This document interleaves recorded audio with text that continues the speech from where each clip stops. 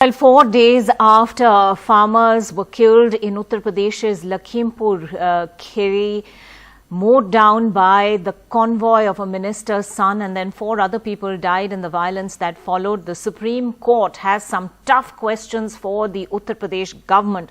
In fact, it's asked for a status report by tomorrow, asking how many arrests have you made. Sukirti joining us at this point with the latest on that big story. Sukirti, what are we hearing about exactly what happened in court?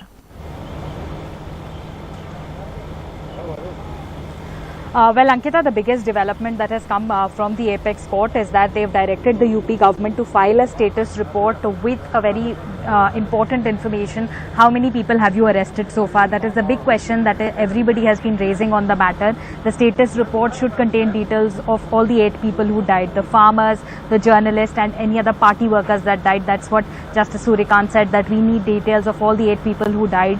Also, who have you registered the FIR against? Who are the accused in this case, and how many of those accused have you arrested? All of these details have to be submitted by the UP government within a span of 24 hours.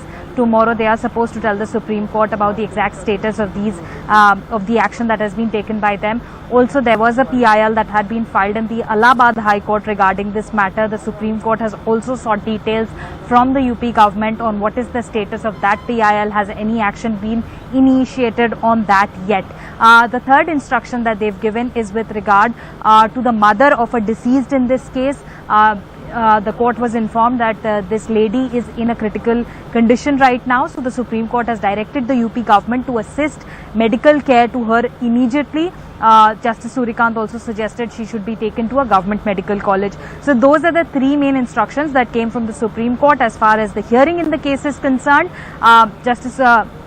Lawyer Mr. Tripathi, who had written the letter to the Chief Justice of India, Advocate Tripathi, he had also argued in court today. He said that there has been a violation of human rights. UP government has not taken the kind of steps that would have been taken in a democratic process. That is why we want the court to step into the matter and issue instructions to the UP government. It's only after that that the CJI started asking Advocate Garma Prasad, who was representing the UP government, to tell the court about what is exactly being done by the UP government, to which Ms. Prasad replied that the UP government had set up a commission which would be headed by a retired judge.